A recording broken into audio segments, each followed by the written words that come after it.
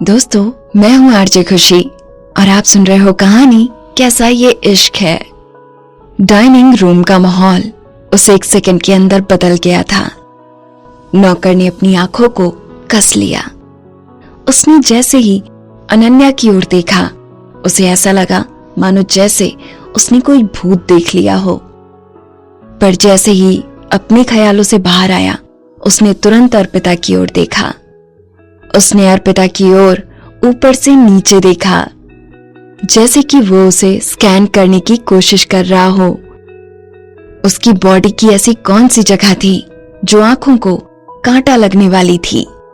अर्पिता थोड़ी शर्माई और फिर जल्दी से समझाते हुए कहने लगी, ऐसी बात नहीं है, अनन्या तो अभी छोटी है, उसे शायद गलतफहमी हो गई होगी। इससे पहले कि वो अपनी बात खत्म कर पाती, संजय ने अपना सिर उठाया और उसकी ओर एक नजर देखा।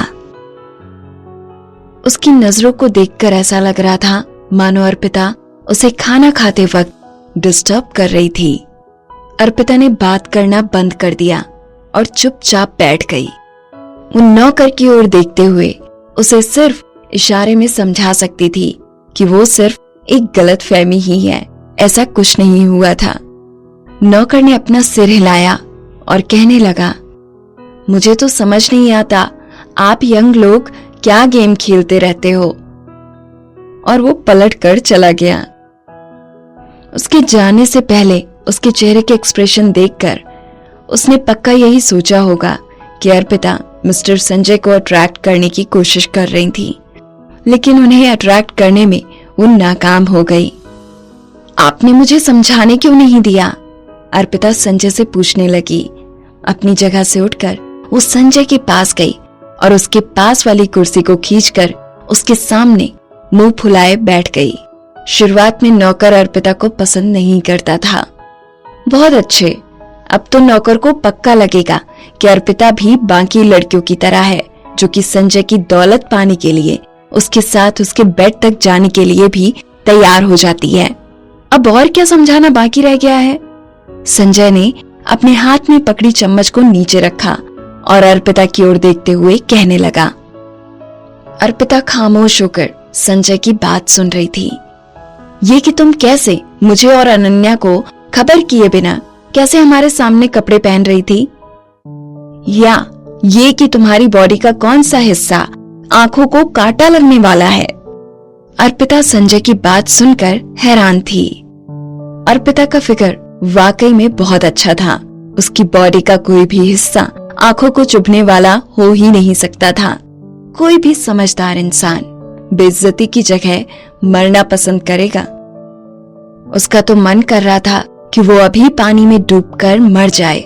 संजय जैसे जैसे उसके गुस्सैल चेहरे को देख रहा था, उसकी आंखों के सामने उसके कपड़े बदलने की तस्वीरें आ रही थी। उसका हॉट फिगर और उसकी ग्लोइंग स्किन रूम की मीडियम लाइट में बहुत अच्छी लग रही थी। इस समय तक उसके दिमाग में वो बहुत आगे बढ़ चुका था। अब तो उसके दिमाग में कोई ख्याल भी नहीं आ रहा था। वो ब्लैंक हो गया था।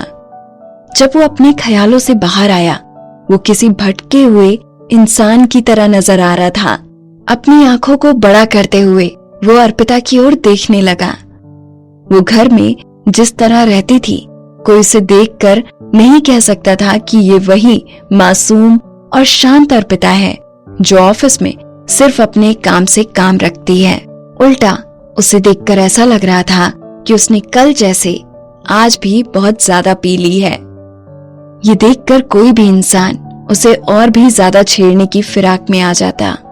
संजय ने अपनी नजरें अर्पिता से हटाई और उसने अनन्या की प्लेट में एक और पराठा रख दिया। हम खाना खाने के बाद दादी माँ से मिलने जाएंगे। प्यारी दीदी भी साथ में चल रही है। अनन्या पराठा खाते हुए एक्साइटमेंट के साथ पूछने लगी। अर्पिता, जो अभी भी गुस्से में चिढ़ी हुई थी, जब उसने ये बात सुनी, उसने अपना सिर उठाया और तुरंत कहने लगी, मेरी कायरा के साथ अपॉइंटमेंट है, कॉन्ट्रैक्ट को लेकर मैं नहीं आ पाऊंगी। जैसे ही उसने ये बात की, उसके चेहरे पर एक गिल्टी लुक आ गया। ओह दादी माँ, ये वही दादी माँ की बात कर रही है जिन्होंने पहली बार में ही अर्पिता का हाथ पकड़कर उसे संजय से शादी करने के लिए कह दिया था। अर्पिता बहुत बुरी तरीके से दादी माँ से मिलना अवॉइड करना चाहती थी, तो आखिर भला वो क्यों उनसे मिलने जाएगी? और अर्पिता मित्तल विला में कैसे रहेगी अगर संजय ने दादी माँ के सामने ये कह दिया कि अर्पिता की बॉडी उसकी आंखों को कांटा लगने वाली है? नहीं जा सकते, वहां तो बिल्कुल भी नहीं जा सकते। डील के बारे में संडे को मीटिंग है। संजय उसकी ओर देखकर पूछने लगा। उन लोगों के चेहरे से ही उसके मन में क्या चल रहा है ये पढ़ लेता था। अर्पिता ने खुद को संभाला और अपना सिर हिलाते हुए जल्दी से कहने लगी, मुझे घर से बाहर जाने की जरूरत नहीं है, हम ऑनलाइन बात कर लेंगे। आजकल वीडियो कॉल करना तो बहुत आसान हो गया है। ये बात तो बिल्कुल सच थी। अब जो कि कायरा ने ऑलरेडी पब्लिसिटी डील के लिए हाँ कह दिया था, टाटा टेक्नोलॉजी जरूर जा रही होगी कि उसके कॉन्ट्रैक्ट की सारी डिटेल्स जल्द से जल्द फाइनल हो जाएं। पब्लिसिटी से जुड़ा ऑफिशियल कॉन्ट्रैक्ट इस हफ्ते के एंड तक तैयार करके देना था। दोस्तों, मैं हूं आरजे खुशी और आप सुन रहे हो कहानी कैसा ये इश्क है। इस कहानी में आगे क्या हुआ जानने के लिए सुनते रहिए मुझे।